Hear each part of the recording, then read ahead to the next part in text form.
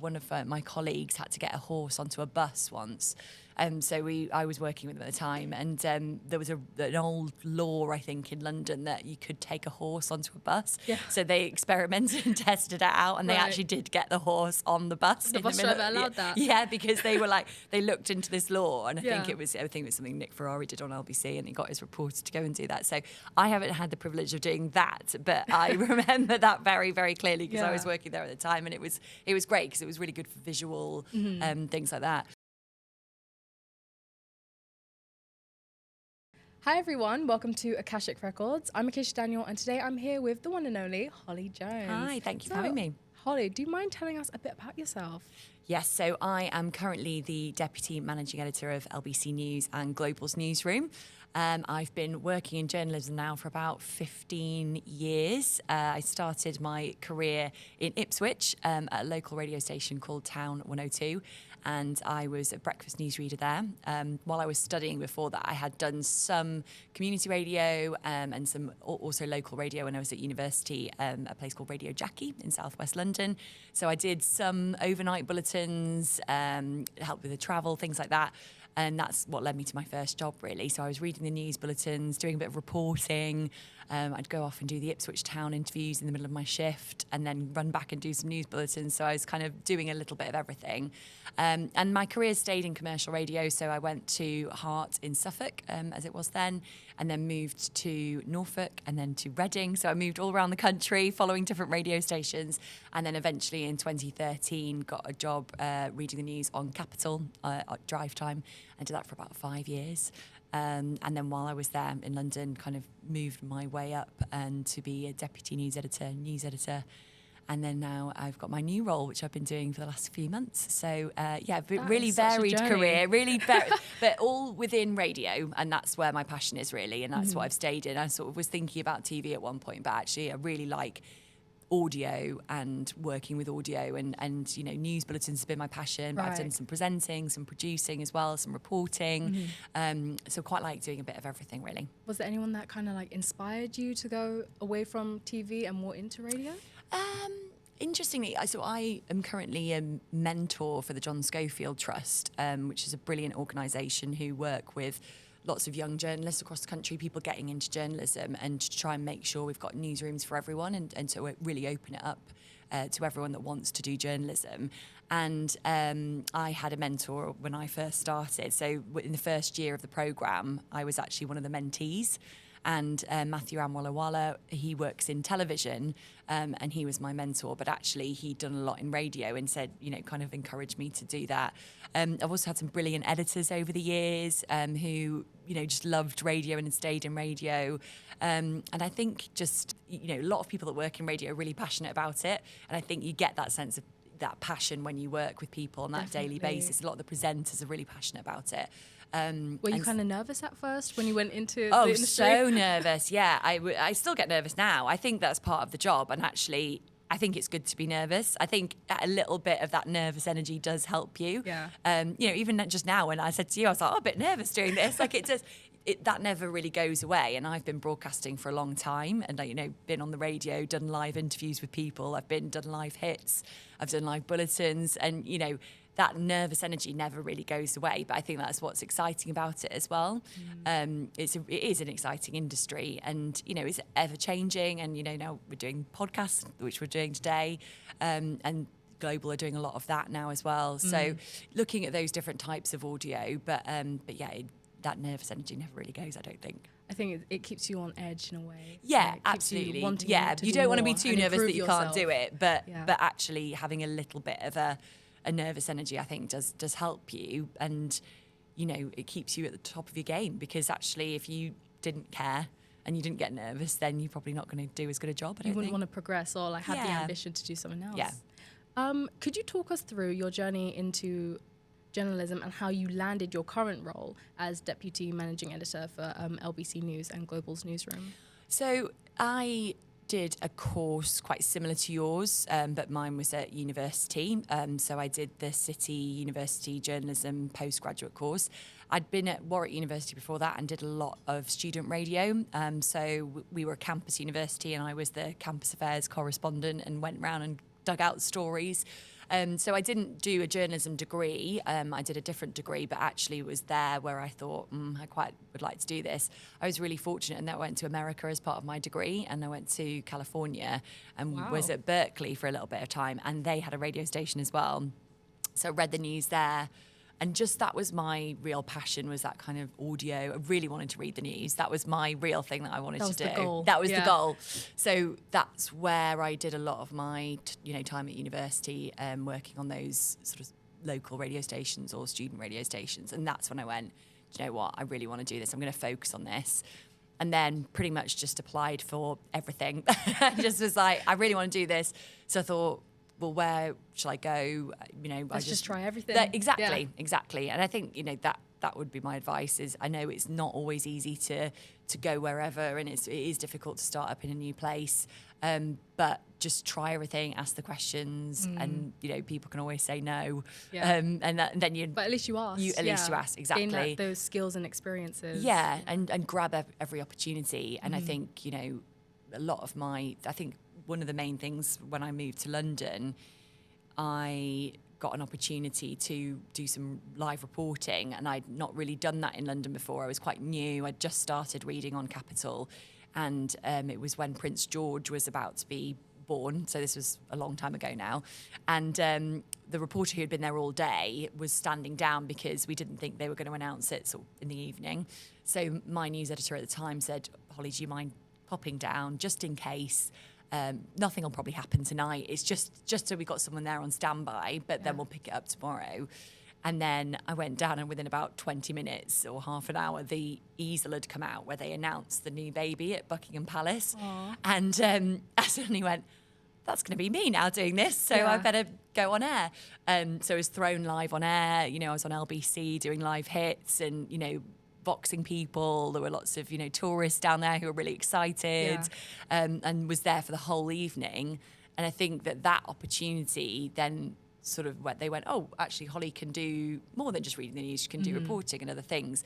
And I think that then led me to move into kind of more senior positions after that. So I think that's a really good example of take those opportunities, show what you can do, and don't be afraid. In the right place at the right time, in a way. Yeah, that is also very helpful. But I think if someone asks you to do something, just kind of go, okay, I'm going to do it, even if I'm scared or worried. But, those kind of opportunities. And then I did a lot, work with our charity, Globals Make Some Noise, so helped do a lot of the interviews with the charities when I was, working on desk, and tried to do sort of other things, different things, to make myself stand out, really, and then moved into management from there.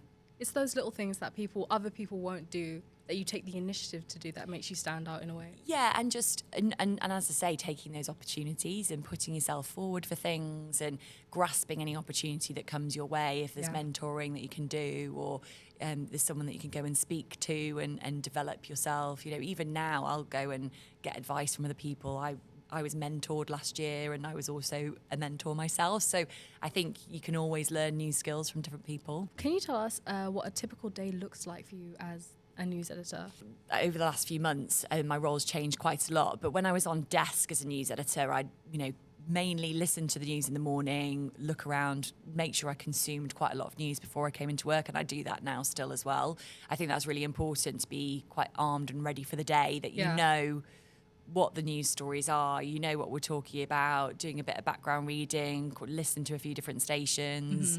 As a news editor, when I was across lots of different stations, I'd make sure I'd heard a couple of bulletins and listen to LBC News, our rolling news station as well. And then when I came in, I had a bit of time off desk, so I would often be maybe interviewing people for recruitment. I would be catching up with my team, doing team meetings or one-on-one catch-ups to help develop my team as well. So it wasn't always just about the news output, it was what was going on behind that. Often speaking to, we have freelancers that we use, so doing demos with people, catching up. The various things, meeting with managing editors of stations about things, and so there's lots of different things that go on behind the scenes, really. And it's then I'd full job. Yeah, exactly. And then you'd go on desk, and I would then be doing news bulletins. So I would be preparing the news bulletins, using different sources, writing it, reading it, but then I'd also be overseeing what the rest of the team were doing as well. Sometimes I would be asked questions, so editorial questions or legal questions, anything the team were unsure about. Sometimes I'd give guidance on what I thought would be the right lead for a story. I'd catch up with my boss at the time and, talk to him about what we were all doing that day. Look at the LBC website, what they were doing, and talk to that team. We've got all our team of reporters, so you'd often chat to them and say, what are you up to today? Can we run this story? Can you file a piece on that? We've got regional reporters as well across the country. So a lot of it would be kind of collating all those different sources and feeding that into the output. Right. And taking ownership really of our own content. Yeah. And I still do a lot of that anyway as well. Amazing. And for the job, do you feel like you need a lot, like really good communication skills? Yeah, I think that is really important because you are constantly talking to people really in our job, and not only on air, if you want to be on air, you've got to convey stories in a way that people can understand them, and you've got to be quite chatty with your language, and you've got to explain things to people if they don't know the story at all. You can't just assume that someone's got knowledge. Right. So on the on-air side you do. And then also I think you're dealing with people all the time. Most of my day is, as I said, having catch-ups with people or making decisions on desk or interacting with external people from, different companies or people that want to come in for work or recruitment, things like that. So you have to be willing to communicate well with people and also listen. That's another really important thing. Not only listening to the output and what we're doing, but listen to people. And so you've got to be kind of good at both, really. With your experience across different radio stations like Smooth Radio, Heart, LBC, what kind of qualities and skills, this is like what we were touching up on earlier, what kind of qualities and skills would you say that could benefit new people coming into the industry? Ooh, that's a good question. I knew I'd be stumped by it. So in terms of what you think would be the number one skill to have? Yeah, the top few okay. skills. Well, we actually briefly talked about this before we came on air to do this, but I think a legal understanding, an understanding of Ofcom, who are obviously the broadcasting watchdog. And I think that's very important to gain that understanding. I think if people want to be a journalist, you have to be aware that you're going to have to make those decisions on desk editorially and legally. So that's really important. I think, as we said, being a good communicator is really important because you've got to get those messages across. I think writing as well. Right. I think a lot of people think because it's radio or broadcast, we're not doing an article like we would necessarily in a newspaper or an online piece, but actually we've got to be quite succinct with our writing. We've got to be quite chatty. We've got to understand the story and then write it in a way that people can understand and digest. So I think writing's a really important skill as well, and I think that's not to be forgotten about if people focus on the on-air side. Yeah. It's quite interesting that you bring up writing because I wanted to ask, what is your thoughts on the integration of AI when it comes to using it as a tool for writing? I think AI, is obviously a massively hot topic at the moment. I think everyone's talking about it and its future in the industry. I think there are going to be some great benefits. I think, efficiency but what I don't think it can replace is that human element. Yeah. And I think you do still need that human input into AI. Mm-hmm. So I personally wouldn't want AI to then replace our writing because actually we're writing it as a human being and we've got that impact. I think where it can probably play a part is maybe something like if you're writing lots of different notes about things and and you're in a meeting and actually there could be a part for AI there. Yeah. But I think in terms of the human element, I don't want it to replace that, and I think that's really important. Everyone. Yeah, and also that there's a concern around AI and videos at the moment, and we're going into an election year. We're already currently in mayoral elections and local elections, and actually we've got to be really careful as media organisations that we're not taking videos necessarily on face value, and that because AI we can't trust it anymore. It can be quite tricky. So that's something else that journalists I think now are having to navigate. So there are those concerns, but actually, it can be useful as a tool. We're going to have to work out, I think, how it integrates into our society. AI needs humans to input into it. Yeah. So that's my feeling, is that we're still going to need humans to input it. I'm sure there are They ways. need us and we need Yeah, them. there's ways that you can, have more efficient ways of doing things. But I think if it's, I hope it wouldn't replace someone on air. Yeah, fully. Because I think that human element is really important. It's needed. I mean, with the updates and everything, even when, have you heard like the voices that you can copy someone's voices? Yeah. It's so strange because it sounds like someone, but it doesn't sound like human. Exactly. Like, you can tell. Yeah, it sounds like adapted in a way, and you can manipulate it really. And that's what I don't really like about it. But it's going to play a part in the future in some way. But it's mad because there's no actual like rules or regulations about it now, so everyone's just like discussing it until the rules and regulations come in. Yeah, definitely. Especially academically, everyone's using it for their essays and stuff. Yeah. But my cousin's a teacher, and he said he can always tell when someone's used like ChatGPT for an essay. Yeah, because people don't understand. You have to change it to make it sound like something that you would do. It's only there to kind of help you a little bit. Yeah, it's quite useful if you're like almost a bit like Google, if you like want to put something in and get an answer, or if you want to summarize a whole text. Yeah, it's a godsend it's for really that. good for when we're doing like transcribing and stuff like that. That's what I meant about, like, if you're taking a load of notes on something, actually if you could just put it into AI and it does it for you, that's quite easy. But I think in terms of jobs and also the way it plays a part in things like elections is quite worrying, because there's loads of deep fakes and stuff that are going around. A lot of propaganda can be spread from this. Exactly. Yeah, Sadiq Khan, I remember we found one of these videos that someone shared, and it was totally false, and he just was like, this is really terrifying, really, that people can spread that and make it look like you've said it when you haven't. So it's definitely something to be wary of. In regards to your experience on different radio stations or just in your career in general, what mistakes have you made along the way in your career, and what have you learned from them? These are good. That's a really good question. I think that I often will take things quite personally, and that's just my personality, and I always have been like that. And I think I had to learn to take feedback well, and also being able to give feedback. And I think sometimes, taking feedback too personally, sometimes it isn't, and feedback can be a really, really good thing. And I think everyone should get feedback on themselves and their performance and what they're doing, because I think you can't grow and learn.